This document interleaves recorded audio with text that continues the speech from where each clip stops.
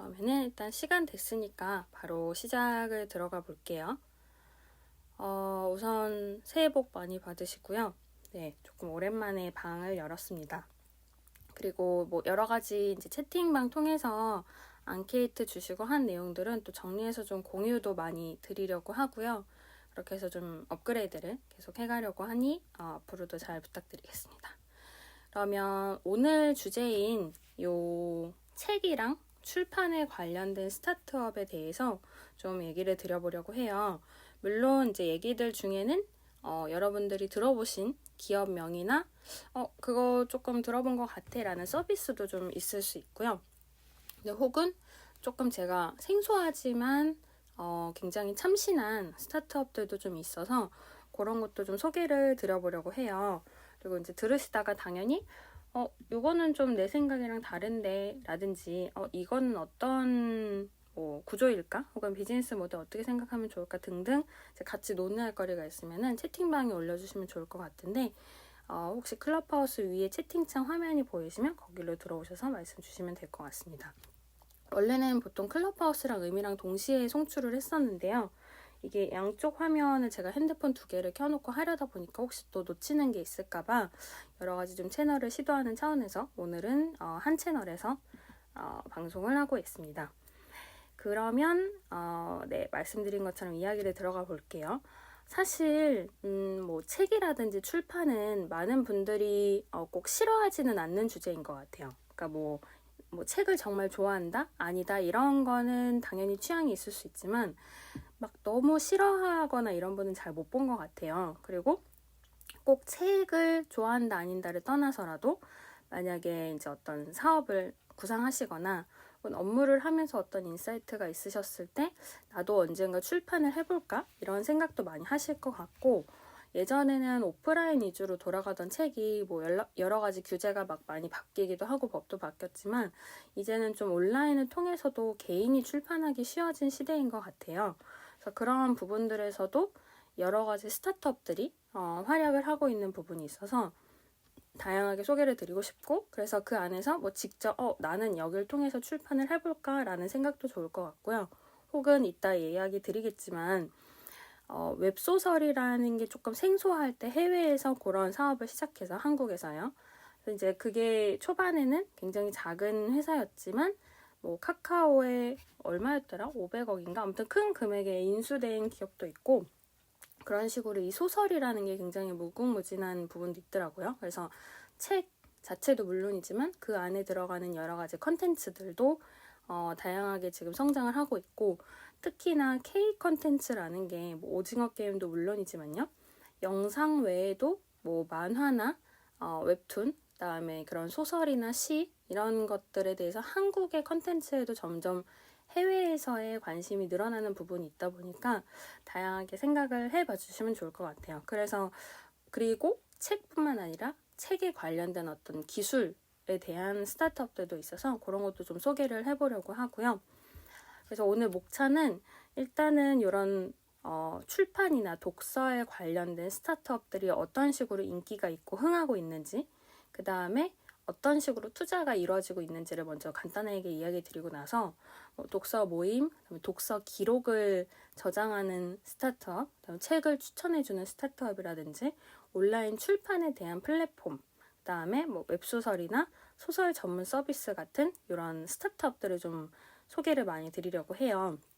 그리고 한 중반부에는 그런 사례들, 스타트업 관련된 비즈니스 사례들을 얘기 드리고 후반부에는 요즘에 이제 AI를 통한 출판, 뭐 그다음에 디지털 출판, 오디오북 이런 것들도 많이 나오고 있어서 그런 전망에 대해서도 좀 몇 가지 참고로 말씀을 드릴 수 있으면 좋을 것 같습니다. 그래서 먼저 출판에 대한 구독 서비스를 좀 이야기를 드리려고 해요. 사실 코로나가 있죠. 코로나가 벌써 이제 3년 차에 접어들었는데 출판이나 이런 어떤 책에 대한 구독 경제가 2020년에 굉장히 잘 되고 있다는 뉴스들이 많이 있었어요. 워낙 이제 코로나로 인해서 외출을 못 하다 보니까 책을 좀 읽어봐야겠다 이런 부분들도 있었던 것 같고요.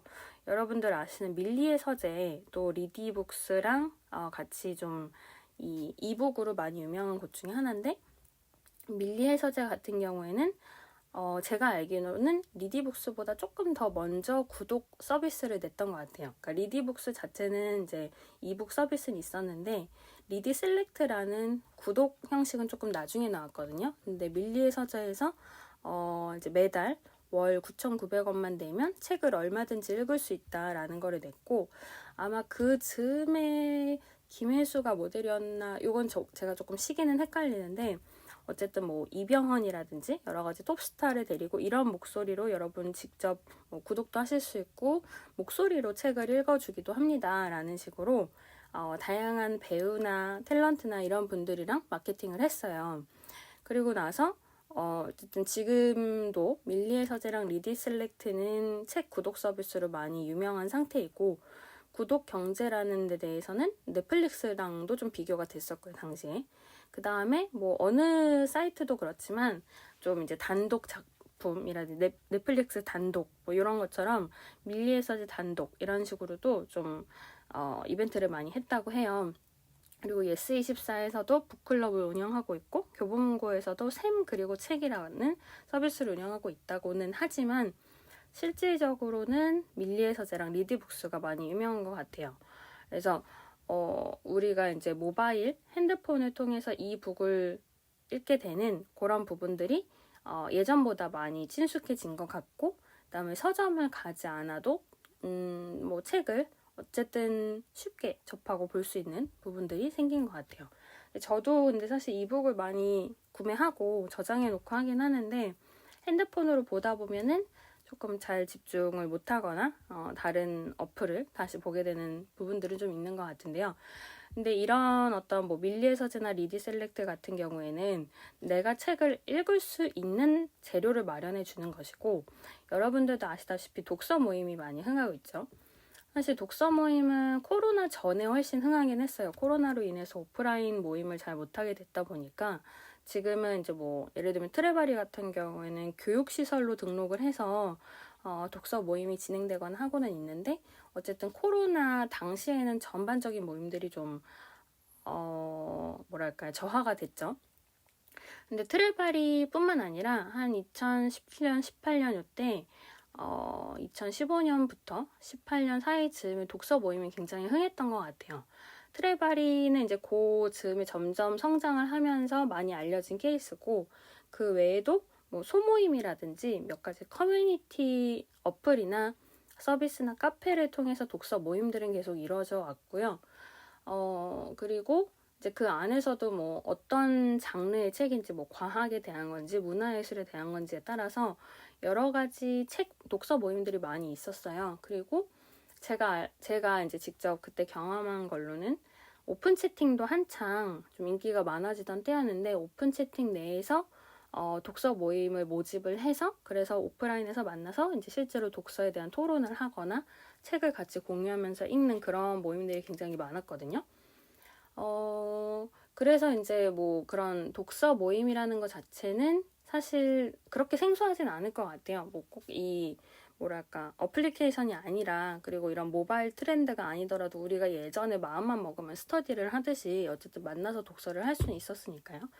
근데 이제 트레바리 같은 경우에는 조금 새로운 접근 방식을 썼죠. 사실 책이라는 거를 통해서 모인다 자체는 다른 독서 모임들과 크게 다르지 않았지만 금액이 좀 비싸거든요. 지금은 이제 최소한 21만 원에서 30 얼마, 40 얼마 이렇게 좀 단계별로 금액이 크고, 그 전에도 한 18만 원인가 10 얼마 정도 했던 것 같아요. 매달 독후감을 써야만 모임에 나갈 수 있다는 것이 특징인 곳인데, 근데 아무래도 좀 가격이 있다 보니까 어느 정도 이 가격을 책에 지불할 수 있는 사람이 모인다라는 전제 하에서 안심을 하고 오거나 혹은 기대를 하고 오거나 그런 부분들이 좀 많이 있었던 것 같아요. 결과적으로 이제 코로나 이전에 그런 독서 모임들이 흥하면서 트레바리 같은 경우에도 굉장히 투자도 많이 받았었고요. 그리고 그런 이제 독서 모임에 나가면서 더 또 책을 읽으려다 보니 밀리의 서재나 리디북스 같은 그런 이제 책 서비스를 통해서 더 책을 많이 접하게 되는 서로 상승 효과가 많이 생기게 됐던 것 같아요. 그래서 물론 이제 만약에 여러분들이 어떤 나중에 스타트업을 하시거나 사이드 프로젝트를 하실 때에도 내가 그 서비스나 비즈니스를 해서 거기서 종결되는 경우도 있지만, 이렇게 트레발이랑 밀리의 서재 및 리디북스처럼 내가 어떤 예를 들어서 커뮤니티를 주도하는데 그 재료는 다른 스타트업에서 제공이 된다든지 하는 식으로 서로 연결되는 구조도 많이 생각해 보시면 좋을 것 같아요. 그런 부분들이 좀 파트너십이 되는 거다 보니까 내가 모든 서비스를 다 제공하려고 하기보다는 다른 서비스나 다른 스타트업과도 잘 활용을 하는 게 사실 포인트가 될 것 같아요.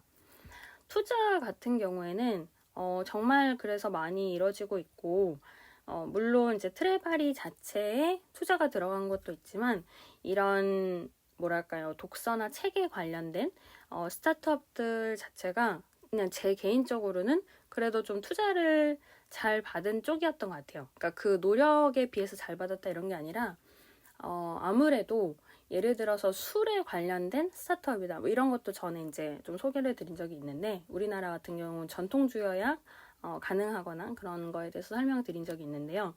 근데 그냥 이제 어떤 법이라는 거를 떠나서 봤을 때 술 자체만 보면은 마실 수 없는 사람도 가끔 계시잖아요. 어떤 체질적이나 그런 이유에서, 건강의 이유로. 그래서 어떤 호불호가 생길 수 있는데, 책 같은 경우에는 그런 게 전혀 없다 보니까 굉장히 누구나 접근할 수 있고, 그런 점에서 어떤 뭐 팀 자체의 구성이라든지 비즈니스 모델이 괜찮다면 책 자체에 대해서 의구심을 표하는 투자자는 잘 없을 것 같기는 해요. 그래서 워낙 뭐 투자가 잘 이루어지고 있다 하는 내용은 자주 있는 얘기긴 해요. 트레발이 50억 원 이제 유치를 했었다 하는 게 2019년 당시였고, 그 외에도 이제 책에 관련된 스타트업들이 좀 투자를 많이 받았던 것 같아요. 요거는 좀 이제 그래서 그런 독서나 출판에 대한, 그리고 책에 대한 어떤 관심들이 많이 고조가 됐다 하는, 그리고 코로나를 통해서 더욱 이런 책에 대한 관심이 늘어나고 소비가 늘어났다 하는 좀 앞단의 이야기를 드렸고요. 그러면은 실질적으로 아까 이제 처음에 인트로에서 소개를 드렸던 것처럼 독서 모임이나 이제 책을 구독하는 서비스는 여러분들이 워낙 잘 아시니까 그 이외에 좀 스타트업들에 대해서 소개를 드릴 수 있으면 좋을 것 같아요. 뭐 리디북스, 밀리의 서재, 트레발이 몇 개 이제 이렇게 얘기를 드렸는데, 퍼블리라는 컨텐츠 발행하는 서비스도 출판이라고 들어가는 경우도 있고 아닌 경우도 있어요. 근데 어쨌든 그런 부류들은 좀 많이 들어보셨을 것 같고요. 첫 번째로 독서 모임 이런 거 말고 아까 잠깐 설명드린 것처럼 독서 기록을 남기는 스타트업이 있어요. 아씨라는 스타트업이거든요. 여기 같은 경우에는 우리는 국내 최대의 독서 기록 데이터를 보유하는 플랫폼을 만들 거야 라는 게 목표이시더라고요. 그래서 예를 들면 이제 모바일에서 좀 신청을 하면 그 다음에 참가비랑 보증금을 내면 보증금이 약간 필요한 것 같아요. 갑자기 신청하고 취소하지 않도록. 근데 어쨌든 여러 사람들과 같이 책을 읽는 거고요. 근데 환급률도 뭐 90% 정도 된다고 해요. 그러니까 많은 분들이 참여를 잘 하고 나서 거기에 있었던 어떤 책에 대한 기록을 다 같이 남기는 것 같아요. 그래서 이 책을 내가 다 읽었다라는 완독이라는 미션을 달성을 하면 이제 디파짓, 보증금도 돌려받지만, 어쨌든 내가 이 책을 읽고 어떤 걸 느꼈는데 그거에서 나는 뭐 이런 감상을 했고 나는 이런 너의 감상에 공유하고 이런 것들을 좀 대화할 수 있는 어플인 것 같아요. 게다가 이제 그거를 사람들이 읽고 올려놓거나 혹은 공유한 내용에 대해서 분석도 많이 해주시는 것 같아요. 그래서 독서를 분석을 통해서 이 사람은 어떤 종류의 책에 특히 관심을 느끼고 재밌어 한다라는 것들을 많이 데이터 분석을 하는 것 같고, 그걸 통해서 사실 물론 데이터를 쌓는 것도 있지만 사람들한테 흥미를 유발하려고 하는 것 같더라고요. 그러니까 내가 지금 과학에 대한 책을 읽고 있구나, 내가 경영 경제에 대한 책을 읽고 있구나라는 거를 내가 독서 기록을 남기면서 나의 어떤 취향이라든지 책에 대한 생각을 많이 모아서 데이터로 보여줌으로써 내가 이런 사람이었구나, 더 좋은 재미있는 책을 많이 읽어봐야겠다라는 완독을 많이 추천을 하려고 하는 것 같아요. 그래서 이런 이제 이용자의 온라인 책장을 만들어서 프로필로 사용하게 하려고 하기도 하고 하는 식으로 정말 책에 대한 취미, 그 다음에 취향 이런 것들을 잘 다듬어서 데이터화 시킬 수 있도록 많이 노력을 하는 스타트업인 것 같아요. 데이터 시각화라든지 데이터 분석에 대한 세션도 예전에 이제 이야기를 드린 적이 있지만 사실 데이터라는 게 내가 그냥 정리해서 봐야지가 아니라 사람들을 설득하기 위한 재료로 데이터를 분석을 하는 거거든요. 그래서 지금 이런 독서 기록을 데이터화해서 그걸 플랫폼화 한다는 것도 그런 걸 통해서 예를 들면 어떤 그룹, 뭐 혹은 어떤 팀, 그다음에 어떤 커뮤니티에서는 이런 책을 좋아하고 읽는구나라는 거를 같이 또 분석을 해보면 새로운 발견이 있을 수 있다 보니까 뭐 예를 들면 우리 너무 과학책만 읽었네, 다음엔 좀 소설책을 읽어보자라든지 여러 가지 인사이트를 발견할 수도 있을 것 같아요. 그 다음에 이제 두 번째 소개해드리는 거는, 근데 사실 제가 이렇게 어떤 뭐 검색을 하거나 주변에서 듣거나 해서 스타트업들을 소개를 드리기는 하지만 비즈니스 모델도 그렇고요. 근데 제가 늘 강조하지만 이게 정답도 아니고 제가 이야기를 드리는 어떤 기사나 알아본 내용에서 변화나 변경이 분명히 있을 수도 있어요. 그래서 이런 게 있구나, 뭐 참고해야겠다가 가장 좋은 것 같고, 너무 만약 혹시 프로젝트나 혹은 스타트업을 구상하더라도 이거를 이렇게 해야만 정답이다라고는 오해하지 않으셨으면 좋겠어요. 두 번째 얘기하려는 곳은 리딩이라는 스타트업이 있더라고요. 여기 같은 경우는 책을 추천해주는 곳이에요.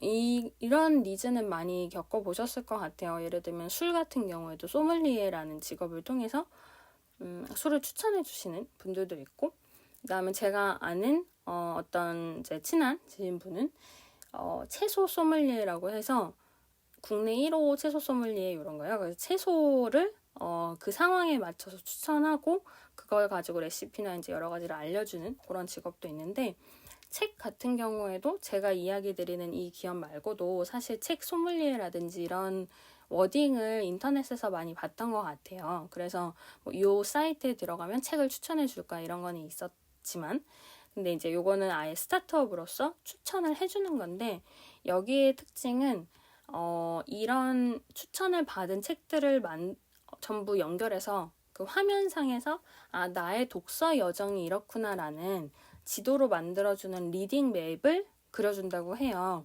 그래서 여기는 이제 원래 기자이셨던 분이 스타트업을 창업하신 것 같은데, 단순히 근데 책 분류가 뭐 아까 제가 얘기 드린 굉장히 단순한 뭐 과학, 뭐 경제, 경영, 뭐 소설 이런 분류가 아니라 뷰, 소울, 인사이트, 뭐 릴레이션십, 싱킹, 테이스트 이런 식으로 전혀 색다른 워딩으로 책을 분류를 해준다고 하더라고요.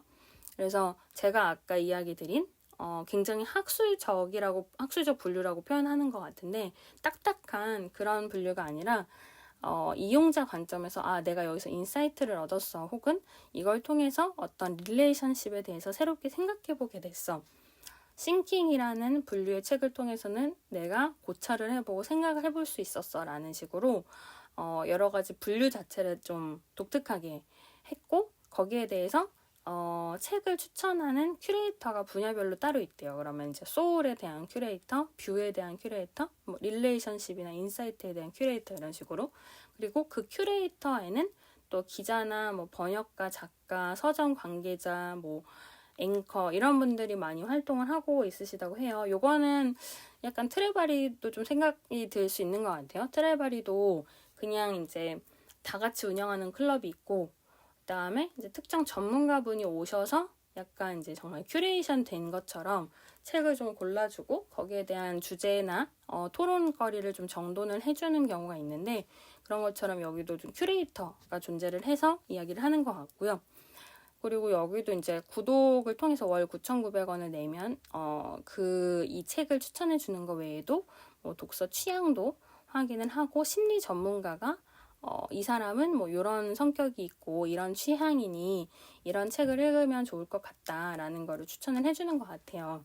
그래서 그러면 이제 이렇게 생각할 수 있죠. 월 9,900원을 밀리의 서재에 낼 것인가, 아니면은 이 리딩이라는 걸 통해서 책을 추천을 받을 것인가. 내가 추천받지 않아도 정말 많은 책을 다양하게 읽어보고 싶으면 밀리의 서재 같은 이제 그냥 구독을 하면 책을 많이 볼 수 있는 곳에 9,900원 권을 내는 게 현명할 수 있고요. 나는 책을 아주 그렇게 막 뽕을 뽑을 정도로 많이 보는 건 아니지만 그래도 추천받은 책에 대해서 정확하게 읽고 인사이트나 어떤 나만의 생각을 발견하고 싶어라 하면은 이런 식으로 같은 돈이라도 추천을 해주는 게 좋겠죠.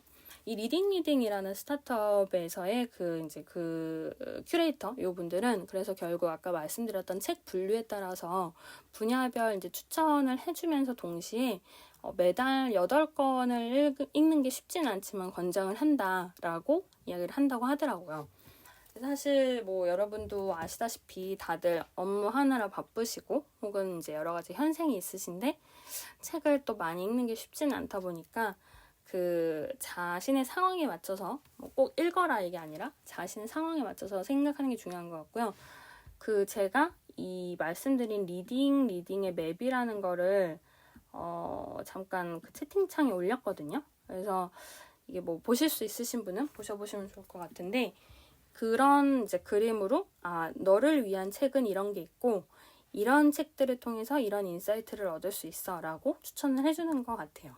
그래서 이제 그런 것도 좀 참고가 되실 것 같고 더불어서 여기에 이제 이 리딩이라는 곳은 소식지도 발간하고 그다음에 독서 모임도 하고 한다는 것 같아요. 근데 아무래도 지금 코로나가 있으니까 독서 모임이 막 크게 여의치는 않을 것 같은데 어쨌든 여기도 책을 읽는 즐거움을 알려주는 게 목적이라고 하고 그걸 통해서 이제 많은 작가들과 그 다음에 일반 분들을 다양하게 연결을 하고 있다고 한 기사를 봤거든요. 그래서 어떤 기록만 남기는 게 아니라 추천을 근데 보통은 추천만 받는다고 해서는 지갑을 열기가 쉽지가 않잖아요. 근데 또 그걸 비즈니스화 하는 곳이 있구나라는 점에서는 좀 특이할 수 있는 곳인 것 같아요.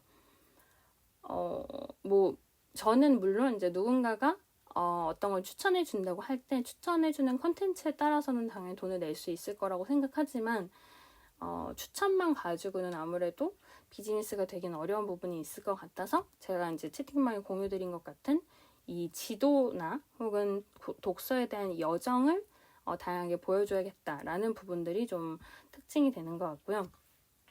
그 다음에는 출판에 대한 스타트업도 좀 소개를 드리려고 해요. 이따 만약에 시간이 되면 이 출판에 대한 부분도 조금 더 추가적으로 설명을 드릴 수 있으면 좋을 것 같은데 일단은 온라인 출판 플랫폼이라고 해서 북크크라는 곳이 있더라고요.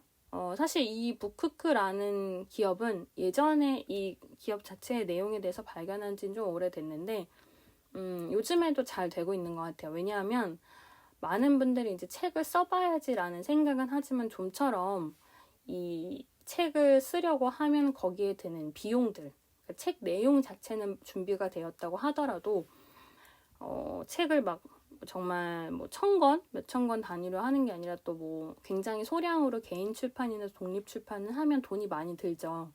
그리고 만약에 이제 단순히 책을 내가 출판을 할 거야 뿐만 아니라 그 겉의 디자인 안에도 그냥 글만 쓰는 게 아니라 편집을 하고 만약에 여러 가지 또 어떤 사파나 자료, 이미지 이런 게 들어가야 되면은 그런 인쇄가 잘 되는 종이 재질에 대해서도 생각할 게 굉장히 많죠. 그러다 보니까 내가 책을 펴봐야지, 출판해봐야지라고 생각을 해도 좀처럼 이제 그거를 막 굉장히 이제 막 활동적으로 하기가 사실 어려운 상황이었는데 거기에서 이제 이 북크크 말고도 몇 개 기업들이 당시에 많이 생겼던 걸로 알고 있어요. 그래서 온라인 출판 플랫폼이라는 곳이 생겼는데 이거는 예전에 이제 우리가 상상하는 건 이런 거죠. 어떤 편집자 분한테서 연락이 오거나 어떤 제안이 와서 이제 만나서 원고지 같은 옛날에 그렇죠. 이제 원고지 같은 데다가 막 작성하면 읽어보고 괜찮네요 하면 이제 검수를 하거나 좀 편집이 들어간 다음에 그게 굉장히 긴 시간을 걸쳐서 책이라는 걸로 출판이 되고 했었는데 이 온라인 출판 플랫폼 같은 경우에는 어느 정도 정리를 해서 내면 꼭 그렇게 많은 단위의 책 인쇄가 아니더라도 그걸 어느 정도 감안한 가격으로 처음부터 판매 가격이 책정이 되어 있는 걸로 알아요. 그래서 조금 더 쉽게 그러니까 막 몇백 권, 몇천 권 이렇게 인쇄를 해야 되는 게 아니라 거기에 내용을 등록해 두면 조금 다른 책들보단 가격이 살짝 있을 수 있지만 만약에 한 1, 2만 원에 하는 책일 것 같다 하면은 뭐 3만 원에 가깝거나 그런 약간의 가격 차이는 있는 것 같지만 그래도 책 자체는 낼 수 있는 것 같아요. 그러면은 소비자 입장에서 정말 원하는 책이면 그 가격이 조금 저렴하지 않더라도 살 것이고 그렇게 해서 필요한 사람한테만 인쇄가 되는 거죠. 그게 아니라 이제 예전 개념이면 일단 1,000권 인쇄한다 하면 그거를 바로 막 교보문고에 들어가는 그런 해피한 시나리오가 아니면은 일단 창고에 쌓아둬야 될 거고 그리고 이제 그거를 그 1,000권을 소비를 해야 되는 시간이 걸리잖아요. 거기에 또 들인 돈이 있으면 그만큼을 판매를 직접 해야 되고 그러려면은 책 자체가 출판이 되었다는 어찌저찌 됐다고 해도 그걸 판매하려고 그 판로를 개척하는 부분들이 굉장히 어려울 수 있는데 이거를 이제 여기 온라인 출판 플랫폼이라는 곳에서 책을 등록해서 이제 판매로 등록을 하면 원하는 사람만 사고 그때그때 인쇄가 돼서 거기까지 배송이 가기 때문에 일부러 판매를 하려고 찾고 그다음에 뭐 포장을 하고 배송을 하는 과정들이 생략이 되는 거죠. 그런 부분들이 좀 판매가에 적용이 되어 있지 않을까 하는 건 이제 저의 개인적인 생각이고 그래서 이런 북크크라는 온라인 출판 플랫폼도 그렇고요. 비슷한 기업들이 몇 개 있어서 요즘에는 그런 데서 출판들을 많이 하시는 것 같아요. 옛날에 그런 독립출판과는 조금 다른 보통은 정말 진짜 몇천 단위, 몇천 권, 몇천 부 이렇게 했다는 것들이 굉장히 쉽게 접근이 가능해졌고 그래서 사실 뭐 막 무조건 책을 쓰세요라고 저는 별로 생각하진 않는데 만약에 정말 갖고 계신 컨텐츠가 있거나 혹은 지금은 아니어도 언젠가 내가 책을 내봐야지라고 생각을 하면 이런 컨텐츠들을 그런 곳에 올려보거나 올려서 출판을 할 생각으로 조금씩 컨텐츠를 모아보는 것도 좋을 것 같아요. 저도 이제 책을 좀 쓰시면 어떨까 뭐 이런 제안을 몇 번 받은 적은 있는데 제가 시간이 없어서 다른 분들도 그러실 것 같은데 이게 좀 정리를 하려면 시간이 많이 필요하더라고요. 그래서 이제 느낀 거는 이거 좀 진작에 좀 모아놔야 좋구나라는 걸 저는 느꼈으니까 여러분들이 만약에 나도 좀 책 써봐야지 싶으면은 그렇게 좀 미리 컨텐츠를 모아두셨다가 상황에 맞춰서 이야기 드린 기업들을 통해서 출판을 해보시는 것도 좋을 것 같아요. 그리고 여기 북크크 같은 경우에도 제가 얼핏 기사인가 홈페이지에서 봤던 걸로는 거기에 이제 등록을 해서라도 정말 인기가 많고 하면은 또 교보문고나 이런 큰 서점으로 들어가게 되거나 아니면 S24나 알라딘 같은 곳으로 베스트셀러로 등록되는 경우들도 있다고 하거든요.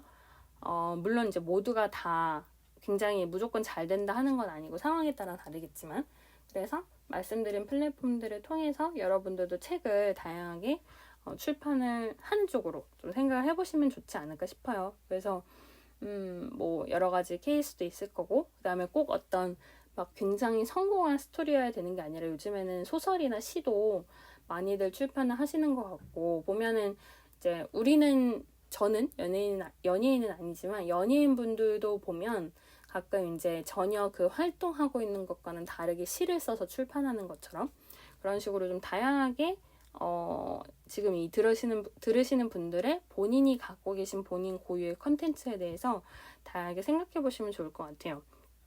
그리고 그러다 보면 그런 책들이 또 돌고 돌아서 아까 소개해드렸던 뭐 예를 들면 트레바리에서 소개가 되거나 리디북스나 밀리의 서재 같은 곳에서 찾아볼 수도 있게 되는 그런 선순환도 생각해 볼 수 있겠죠. 그 다음에 이제 지금은 이제 제가 스타트업들을 좀 소개를 드리고 있는데요. 독서에 대한 기록이라든지 그 다음에 추천, 그 다음에 지금 출판 이렇게 이야기를 드렸고 그 다음에 소설 전문 서비스나 웹소설에 대한 스타트업도 조금 몇 가지 소개를 드리려고 하는데 스튜디오 봄봄이라는 곳이 있더라고요. 여기는 아예 소설 자체에 대해서 조금 정말 걸러진 그러니까 큐레이팅 된 책들을 소설을 서비스를 하고 그걸 통해서 결제를 하도록 해주는 것 같아요. 근데 제가 이거 다음에 설명드릴 웹소설도 있지만 이런 식으로 소설 자체에 대해서도 좀 서비스를 많이 만들려고 하는 중인데 여기 스튜디오 봄봄 같은 경우에는 이제 원래 메인 서비스가 그냥 소설이었고 거기에서 서브로 웹소설이라는 분야도 이제 새로운 섹터로 등장을 하게 됐던 것 같아요. 아마도 혹시 나중에 이제 틀리면은 채팅방이나 이제 어디서든 통해서 알려주시면 좋을 것 같고요. 그래서 이런 여기서 근데 추구한 거는 어떤 좀 잘 쓰시는 분들이 모여서 여기서 이제 소설이 나오고 그다음에 이제 그걸 웹을 통해서도 소개는 하지만 이 소설들을 통해서 드라마나 연극이나 뮤지컬, 공연 같은 이런 새로운 컨텐츠로 연결을 할 수 있는 부분을 좀 서포트를 하고 그다음에 이 소설들을 읽기 위해서 들어오시는 분들이 결제를 좀 더 쉽게 할 수 있도록 일단 양질의 컨텐츠를 우리는 확보하고 걸러진 소설에 대해서만 읽으시면 되니까 이제 그거가 결제가 이렇다라는 식으로 좀 소개를 하는 곳인 것 같고요. 근데 이제 중요한 거는 그 다음에 제가 이야기를 하려는 웹소설 쪽인데, 뭐 아까 이제 제가 스타트업들 투자도 많이 있는 와중에 책 관련된 스타트업들이 굉장히 잘 투자도 받고 있다라는 얘기도 드렸고, 해외에서도 우리나라뿐만 아니라 해외에서도 이런 출판 스타트업들이 굉장히 잘 되고 있는 것 같아요. 이제 그것도 이따 시간이 괜찮으면 조금 마저 더 소개를 드릴 건데, 웹소설 같은 경우에는 레디시라는 기업이거든요. 여기 같은 경우에는 정말 그 웹소설 자체를 많은 분들이 올리고 그거를 넷플릭스처럼 여기도 구독을 할 수 있도록 하는 곳인데 여기 같은 경우에는 카카오에서 굉장히 큰 투자를 받았어요. 5천억의 인수가 됐거든요. 아까 이제 제가 트레바리는 50억 얘기했었고 여기 이제 레디시라는 곳은 5천억의 인수가 됐는데 일단 크게는 북미 웹소설 플랫폼이라 가지고 영어로 많이 진행이 되는 것 같아요. 근데 이걸 만든 거는 한국 사람인데 그래서 사실 이제 카카오에서는 여기를 인수를 하고 그다음에 네이버에 있는 여러 가지 서비스들은 경쟁을 하려는 구도로 인수가 됐던 것 같아요. 그리고 네이버 같은 경우에도 글로벌 1위 웹소설 플랫폼이라는 와패드라는 곳을 이제 비슷한 시기에 인수를 해서 같이 좀 경쟁을 하는 것 같은데 여기 같은 경우에도 일단은 우리가 좀 어떤 소설을 쓰고 사실 웹툰도 그렇죠. 그 꼭 어떤 굉장히 실력 있고 전문가여야만 뭘 올리고 출판을 하는 게 아니라 웹을 통해서 디지털 소재로 그려지거나 쓴 내용들이 조금 더 쉽게 소비자들한테 접근할 수 있도록 하는 부분들인데 이게 굉장히 인기가 많이 있어진 것 같아요. 사실 뭐 조금 다른 영역이긴 하지만 틱톡이나 여러 가지 그러니까 소설이 아닌 동영상 플랫폼이나 이런 것들이더라도 중요한 거는 그게 전문가가 아니더라도 사람들의 많은 호기심을 끌어낼 수 있다면은 그게 인기가 되고 크리에이터가 되고 유명해지고 그다음에 그 컨텐츠들이 다양한 사람의 눈에 들어가게 되고 그걸 통해서 또 마케팅의 효과를 시도를 하게 되는 그런 부분들이 있는 것 같은데 이런 웹소설 같은 경우에도 지금 뭐 워낙 웹툰 그다음에 소설 이런 것들이 아까 이야기 드린 것처럼 한국 컨텐츠 자체가 해외에서 워낙 잘 되다 보니까 이런 글로벌 플랫폼화 돼서 인수도 많이 되고 진행이 되는 것 같아요. 저도 막 이게 이 레디시라는 곳은 이제 영어로 일단은 돼서 먼저 진행이 되고 이렇게 된 것 같지만 일본 같은 경우에도 사실 이런 웹소설이나 웹툰 같은 게 굉장히 잘 돼 있고 그런 서비스들을 보면은 제가 봤을 때는 분명히 아마추어에서 시작을 했는데 점점 알려지고 잘 되고 이런 케이스들이 있으신 것 같더라고요. 혹은 본업은 따로 있는데 이제 부업으로 하는 거죠. 그리고 지금은 이제 코로나니까 지금은 약간 인기가 덜해졌는데 코로나 전에 인기가 많이 있었던 키워드 중에 하나가 디지털 노마드거든요. 예전에 이제 디지털 노마드 관련된 세션도 굉장히 초창기 했었는데 디지털 노마드 같은 경우에도 집에서나 혹은 뭐 부업으로나 해외에서 돌아다니면서 여러 가지 업무를 다양하게 사이드 프로젝트로 추진을 하는 게 사실 그 어떤 관계가 많이 있었거든요. 이제 디지털 노마드가 집에서 컴퓨터로 마케팅하는 걸로만 잘못 오해가 되는 경우도 있는데 원래는 이제 해외나 어떤 여러 가지 곳을 컴퓨터 하나만 들고 돌아다니면서 업무를 하는 것이고 그래서 이 얘기를 왜 드리냐면요. 지금은 이제 웹소설 플랫폼이라는 걸 통해서 우리가 여기에 어떤 소설을 올리거나 보거나 할 수 있게 됐지만 그 조금 전에는 이제 그런 부업을 통해서 사이드 프로젝트라는 어떤 새로운 분야를 통해서 소설을 쓰시는 분들이 많이 계셨거든요. 제가 디지털 노마드라는 커뮤니티 같은 거 되게 작게 운영을 하고 있는 게 있는데, 거기에서 이제 해외에 그때는 코로나 전이었으니까 이제 해외에 나가서 그 커뮤니티에서 뵈게 된 분들이랑 좀 만나고 대화도 하고 하다 보면은 뭐 그게 본업인 경우도 있고 뭐 부업인 경우도 있지만 아무튼 소설을 쓰시는 분들도 많이 계시더라고요. 의외로. 근데 전혀 이제 본인의 어떤 본명이나 이런 건 가려진 채로 본인이 이제 새로운 닉네임을 가지고 책을 쓰시거나 만화를 그리시거나 하는 분들도 많으셨기 때문에 제가 드리고 싶은 이야기는 어쩌면 여러분들도 지금 하시고 계실 수도 있고 혹은 그런 식으로 좀 시간이 괜찮으실 때 정말 소설이나 만화를 그리는 건 좀 허들이 있을 수도 있을 것 같아요. 왜냐면 아이패드나 아니면 이제 그 전용 태블릿 이런 거를 가지고 그림을 그려야 되지 않을까라고 생각을 하실 수 있으실 것 같아서, 나훈산 이런 것도 보면 이제 웹툰 작가 나오면은 그렇게 막 기기들 가지고 등장을 하니까요. 좀 허들이 있을 것 같은데, 웹소설 같은 경우는 소설 자체는 글을 쓰는 거니까 괜찮을 것 같고, 그 다음에 제가 이제 카카오음에서 친해진 리치판다라는 분이 계시는데요. 리치판다님 같은 경우에도 사실 부동산 쪽으로 되게 유명하신데, 이제 그거 강의를 하면서 짬짬이 소설을 쓰셔서 최근에 웹소설로 나왔거든요. 그래서 여러분들은 뭐 꼭 소설을 쓰라 이런 건 아니지만, 그래도 혹시 그런 스토리나 이런 거에 관심이 있으시면은 한번 쓰셔보셔도 저는 좋을 것 같아요. 특히 조금 얘기가 탈선을 하기는 하지만, 주제랑은 조금 다르지만, 요즘에는 메타버스가 워낙 화제이다 보니까 메타버스 안에 세계관을 그려줄 만한 시나리오 작가를 모집하거나 혹은 그거에 대해서 관심을 보이시는 분들도 많더라고요. 우리가 그냥 상상으로 이제 뭐 메타버스에서 예를 들면 캐릭터가 나와서 이런 걸 하면 좋겠다, 이런 옷을 입고 이런 어떤 세계관을 갖고 움직이면 좋겠다라고, 뭐 우리가 주변의 영화에서도 많이 보는 것처럼 다양하게 생각을 하게 되는데, 그런 거를 구체적으로 시나리오로 짜줄 수 있는 것이 새로운 직업이 될 것이고, 그런 메타버스 세계관을 작성하는 사람에 대해서 요즘 모집하는 스타트업들이 늘어나고 있거든요.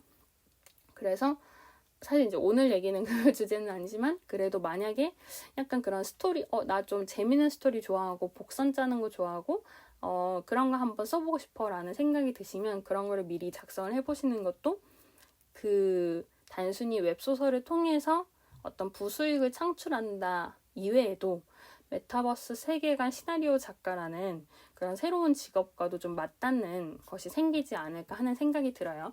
조금 다른 얘기였어요.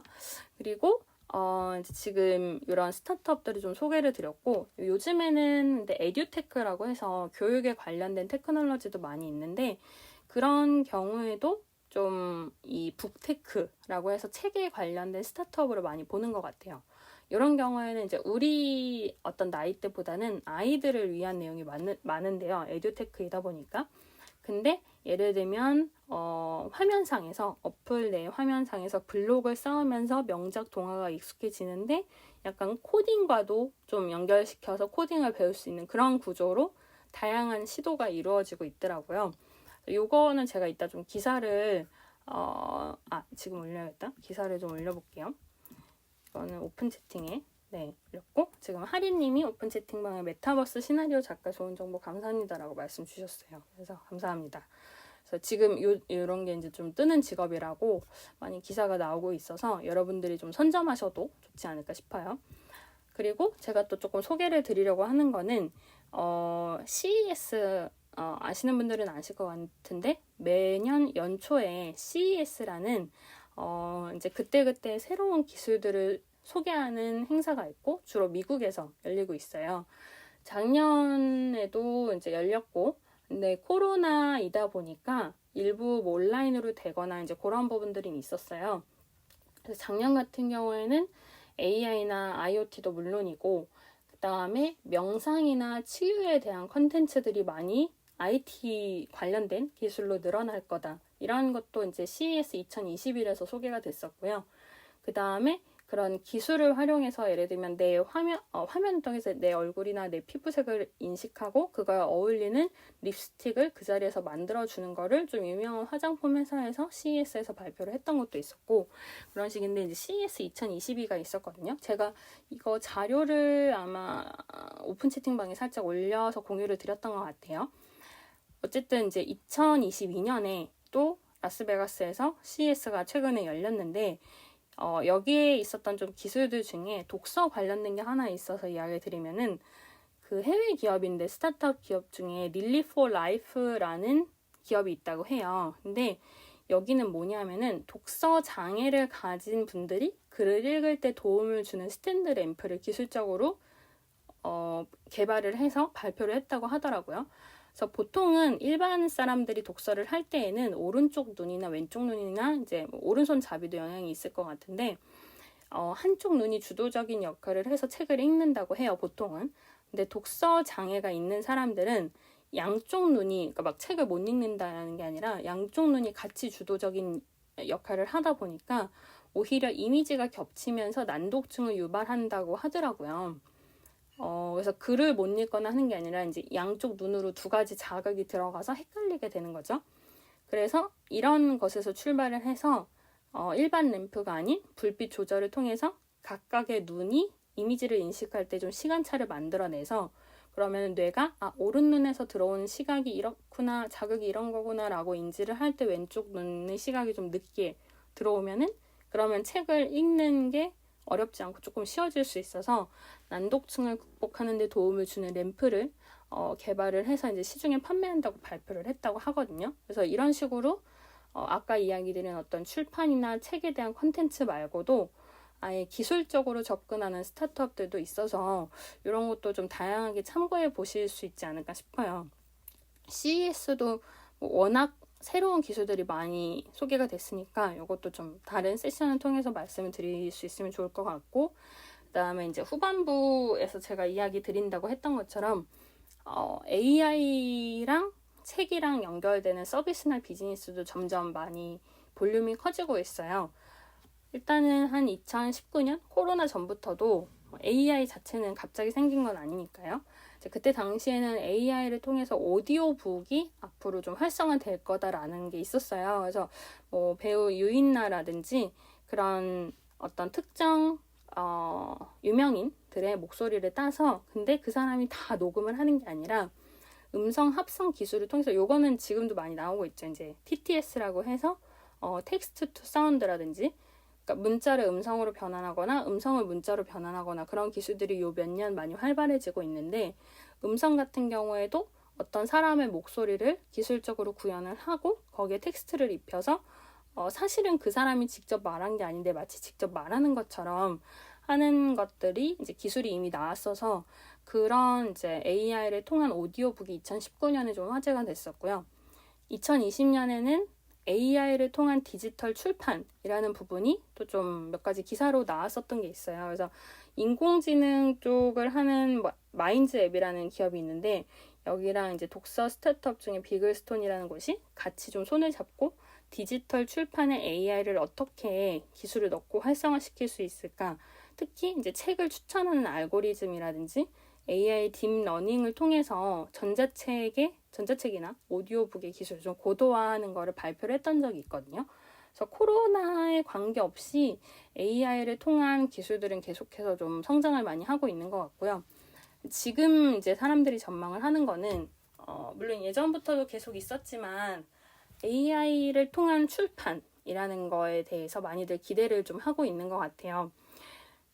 사실 2021년에 저는 이 책을 AI로 썼습니다 하는 책도 나오긴 나왔어요. 국내 첫 AI 소설이라고 해서 소설 감독 인 것 같은데, 요 이제 AI를 통한 소설을 썼고 그거에 대해서 이게 정말 AI만 썼다고 볼 수 있을까, 사람도 관여한 거 아닌가라는 식으로 여러 가지 좀 기사들은 많이 나왔던 것 같아요. 근데 그 AI가 썼다 아니다 어떤 진위 이런 거보다는 그런 식으로 많은 사람들이 지금 이제 AI가 어디까지 해줄 수 있는가를 기대를 하는 시기가 됐잖아요.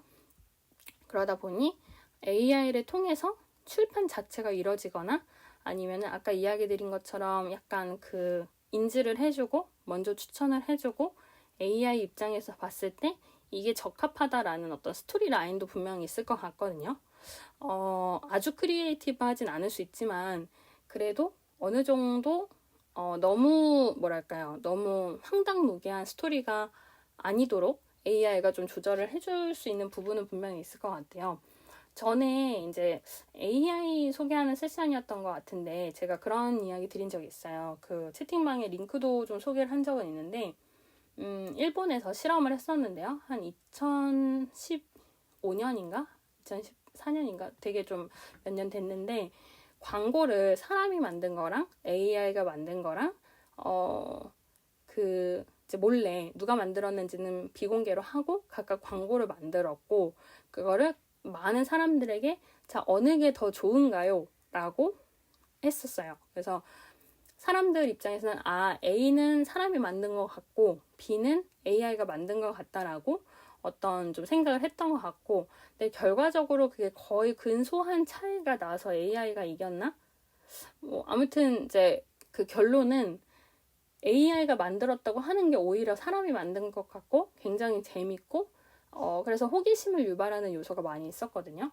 그러다 보니 정말 이제 크리에이티브한 영역도 꼭 물론 사람이 하는 거 AI가 아직 못하는 부분들도 있고 영원히 못할 부분들도 있을 거예요. 그래도 AI가 만드는 부분이 이 정도로 발전을 해 있구나라는 것에 대해서 많은 분들이 좀 기대하고 전망하는 게 있는데 출판이나 책에 대해서도 그렇다고 보실 수 있을 것 같아요. 그래서 아까 그리고 제가 에듀테크라고 해서 좀 아이들의 책이나 학습에 대해서 여러 가지 도와주는 책 그 다음에 관련된 스타트업들도 많이 나오고 있다라고 이야기를 드렸는데 그런 부분에서 AI를 써서 어떤 이 아이들의 입장에서 독자 성향을 맞춘 책을 추천하거나 혹은 플랫폼화 시키는 곳들도 많이 늘어나고 있거든요. 최근에는 그렇게 해서 AI를 통한 에듀테크로 이루어진 책이나 출판들을 교과서로 활용하거나 아니면 학원용 교재로 활용할 수 있도록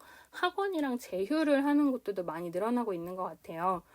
그래서 뭐 웅진, 싱크빅, 대교, 아이스크림 에듀 이런 식으로 여러 가지 기업들이 좀 AI를 통해서 콘텐츠를 만들고 그걸 통해서 학원이나 학교랑 제휴하는 모델들을 많이 진행을 하고 있는 것 같고요. 그렇다 보니 오히려 또 그러면 AI로 만들어진 이런 콘텐츠들이 법적으로 어디까지가 문제가 있을까? 출판업계에서 괜찮나? 이거를 한 일주일 전에 또 약간 뭐랄까요? 관계자분들, 과학기술정보통신부 장관을 포함한 대기업 관계자분들이 모여서 좀 토론을 했나 봐요.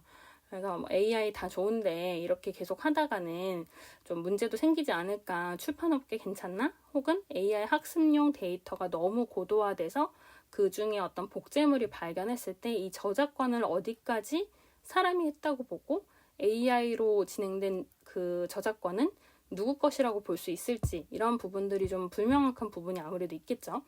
예를 들면 AI가 LBC라는 데이터를 가지고 D라는 새로운 어떤 컨텐츠를 만들어냈어요. 근데 그 D에서 LBC의 향기가 느껴질 때 이거를 이 AI가 만들었나 혹은 AI를 소유하고 있는 업체가 만들었나 LBC가 만들었다고 볼까 이런 부분들이 분명히 추후에 점점 컨텐츠가 많아지고 AI에 쌓여진 데이터가 많아지면 굉장히 어려울 것 같긴 해요. 이게 누구의 권리에 의해서 만들어진 거냐 금액과는 좀 다른 문제겠죠. 그래서 그런 부분들도 앞으로 이슈가 될 것 같아서 많이 좀 관심들을 갖고 있으신 것 같더라고요.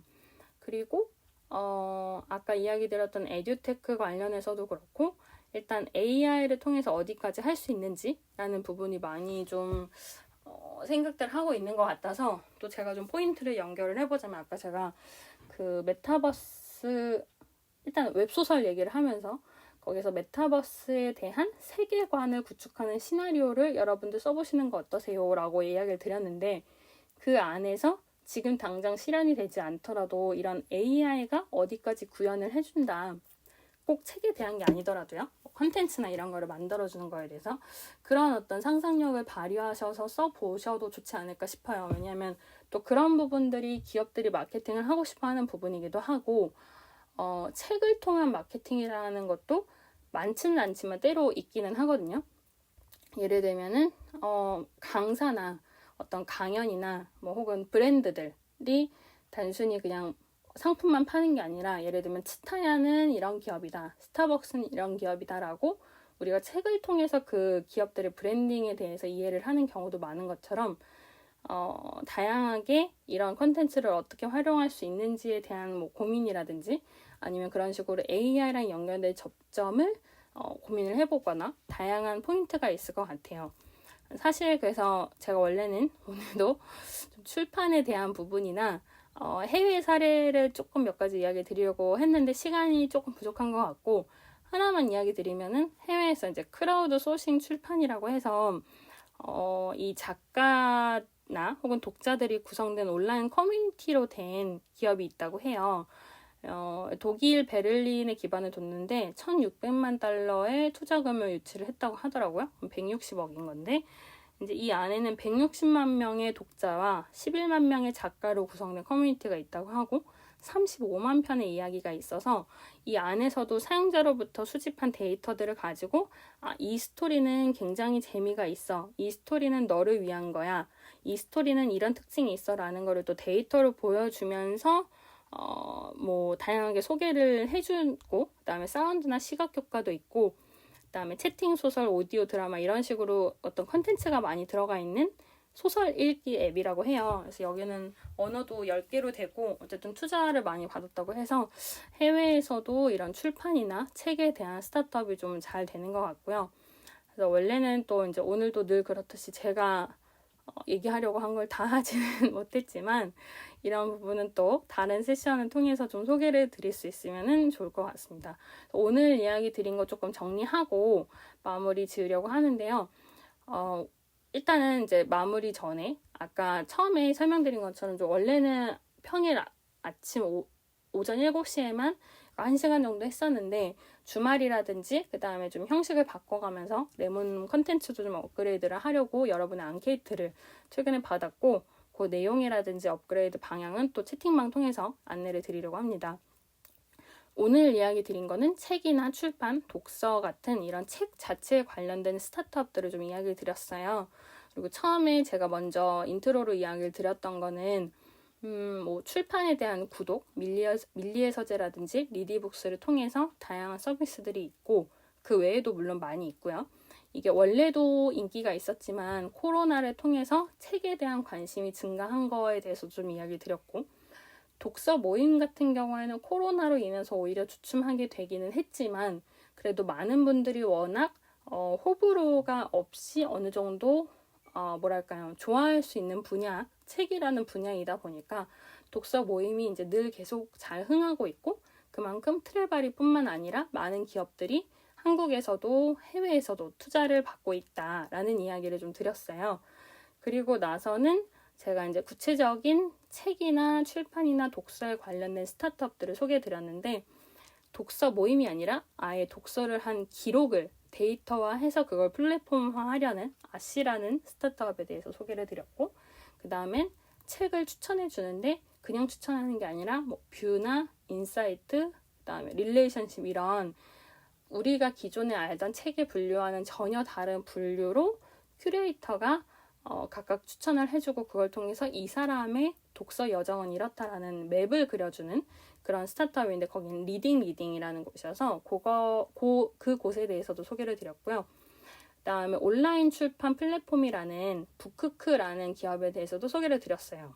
그리고 소설 전문 서비스인 스튜디오 봄봄이나 웹소설 전문인데 카카오에서 5천억이 인수가 된 레디시라는 기업, 북미 웹소설 플랫폼이라고 알려져 있는데 여기에 대해서도 좀 이야기 드렸고 이런 해외 출판이나 우리나라 내에서의 뭐 웹소설 이런 걸 이야기 드리면서 제가 디지털 노마드이면서 부업으로 어떤 소설을 쓰시거나 웹소설을 쓰시는 분들에 대해서도 소개를 드렸었고요.